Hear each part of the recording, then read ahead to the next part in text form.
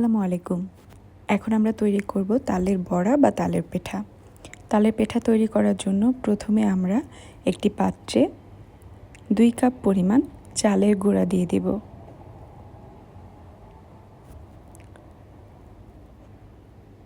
চালের গুঁড়া দেয়া শেষ হলে আমরা এতে 2 কাপ পরিমাণ ময়দা দিয়ে দেব। চালের গুঁড়ার পরিমাণ এবং ময়দার পরিমাণ আমরা সমপরিমাণ রাখব। এতে করে পিঠা ভেতরে অনেক সফট হবে।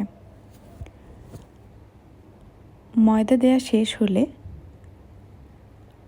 আমরা এতে 1.25 কাপ পরিমাণ চিনি দিয়ে দিব।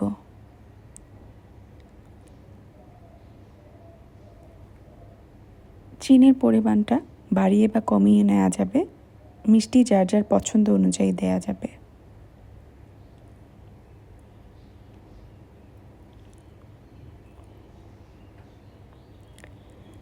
চিনি দেয়া শেষ হলে আমরা এতে 1 কাপের মতো নারিকেল কোড়ানো দিয়ে দিব।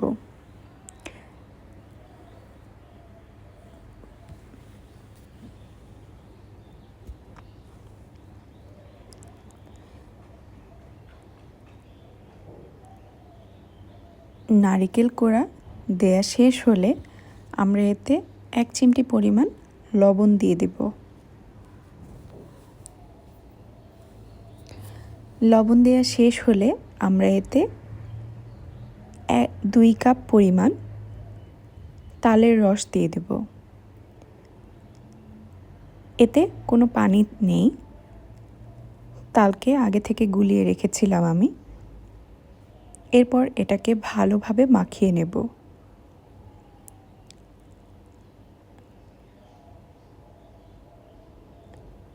এটা একটা খামির তৈরি হয়েছে। এটা খুব বেশি শক্ত বা খুব বেশি নরম নয়। ভিডিওতে দেখানোর মতো করে গুলে নিতে হবে। এরপর এটাকে আমরা 30 মিনিট রেস্টে রেখে দেব। এরপরে একটি কড়াইতে তেল দিয়ে আমরা বড়ার শেপ দিয়ে একে একে এটাকে ভেজে নেব। এ পর্যায়ে আমরা চুলার আঁচটাকে মিডিয়াম টু হাই হিটে রাখব এবং একে একে প্রতিটি তালের বড়াকে আমরা দিয়ে দেব।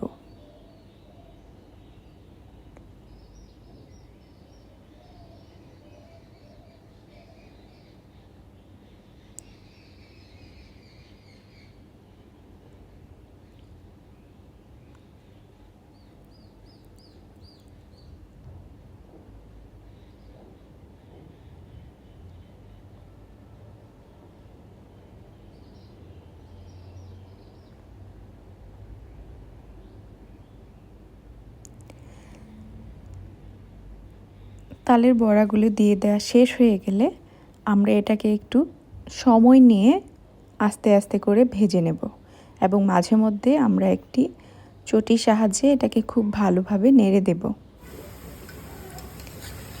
পিঠাগুলো যখন ব্রাউন কালার করে ভাজা হবে তখন আমরা এটিকে একটি ছাঁকনির সাহায্যে ছেঁকে উঠিয়ে নেব।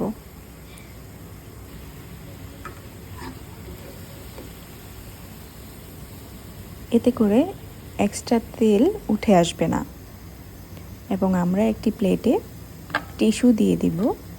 এক্সট্রা যে তেলগুলো আছে এটা টিস্যুটা শুষে নেবে। এরপরে আমি এটিকে পরিবেশন করে নেব। খাওয়ার জন্য তালের পিঠা একদম রেডি। এই পর্যায়ে আমি পিঠাগুলোকে আপনাদের ভেঙে দেখাচ্ছি। এটা উপর থেকে অনেক মুচমুচে এবং ভিতরে পুরোটাই সফট। তৈরি হয়ে গেল খুব মজার তালের পিঠা বা বড়া। ধন্যবাদ।